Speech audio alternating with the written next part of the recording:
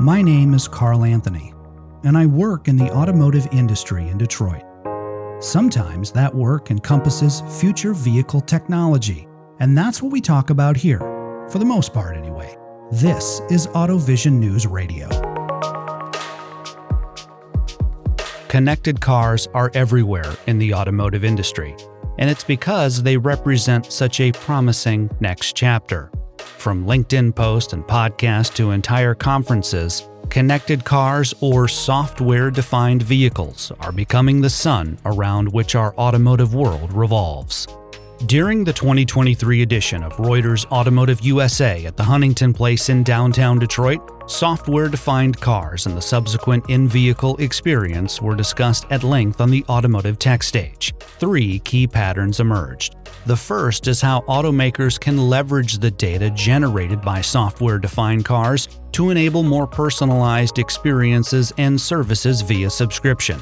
This creates new revenue channels after the sale, and if the execution of and communication around these services is exceptional, OEMs can have more meaningful customer relationships. Second, automakers have the potential to drop the ball, either by not being fully transparent about data collection or by paywalling certain features that a customer would deem as already coming with the cost of the car.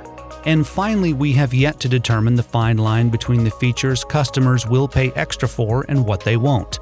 A study on connected cars from Salesforce, released in January of 2024, confirms the first point while shedding light on the other two. In its study titled Connected Cars and Data Exchange, Salesforce surveyed nearly 2,200 U.S. drivers age 18 and over. In the study, participants revealed they were willing to pay more for the right features and trade their personal data, especially if it meant slicing the overall cost of vehicle ownership. I will take a few minutes now to go over the findings in this Salesforce study. No guest this time around, just me, just Carl in your ear, although in some ways this episode is a continuation of the one that came right before it, where I had the opportunity to talk with Achyut Jaju, Senior Vice President and General Manager of Manufacturing and Automotive at Salesforce. Achyut taught me all about the automotive cloud and its applications for the industry. We also swapped stories about growing up and learning how to drive. I will leave a link to that episode in the show notes. Moving at the speed of mobility, this is AutoVision News Radio with Carl Anthony in Detroit, Michigan. Salesforce began its survey by talking with participants about connected cars in a general sense. Perhaps not surprisingly, 65% said they did not know what a connected car was, while 37% had never heard the term.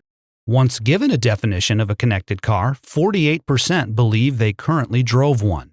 When asked what features were most important in their next vehicle, participants listed some time-tested attributes that all buyers care about, whether that car is connected or not.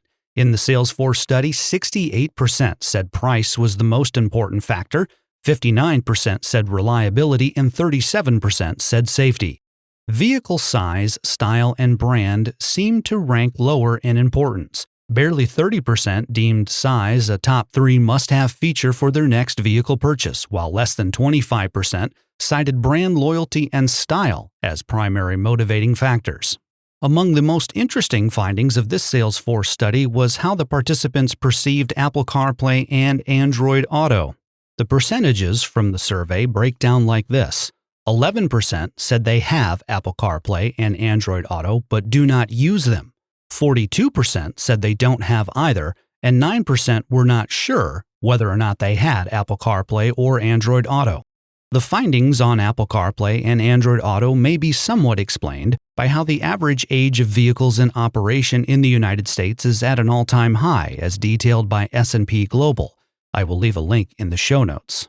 But even if everybody were to trade in their aging vehicle, it doesn't appear that Apple CarPlay or Android Auto is a priority, at least not according to this Salesforce study, where only 31% identified them as a top 3 must-have feature for their next vehicle. An even smaller number, 26%, said they would be willing to pay more for Apple CarPlay or Android Auto.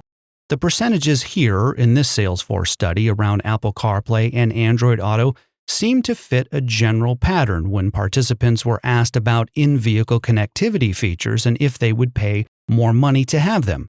For example, just 33% said they would be willing to pay more for touchscreen controls, 30% for Wi-Fi connectivity, and 21% for over-the-air updates. Gaming, video, and in-vehicle apps had the lowest interest in this Salesforce study, with just 17% saying they would pay more for such features. On the opposite side of the coin, ADAS and safety ranked higher, with 43% saying they would consider paying more money for better drive assist capability.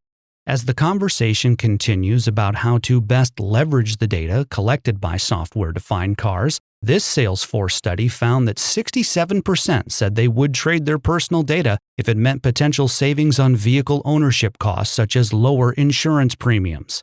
Meanwhile, 43% said they would trade their personal data for more comprehensive customization options, including unique driver profiles. Over half, 54%, said they feel comfortable with their car collecting diagnostic data in general, with 36% saying they are okay going farther and trading personal data for features like real-time vehicle health updates. Perhaps the most interesting finding here, though, is that 63% said that opting in was necessary and that OEMs should not participate in unmitigated data collection. For more information on this Salesforce study titled Connected Cars and Data Exchange, see the links in the show notes. AutoVision News Radio is available on Spotify, Apple Podcasts, Podbean, and more. Reporting in Detroit, Carl Anthony, AutoVision News Radio.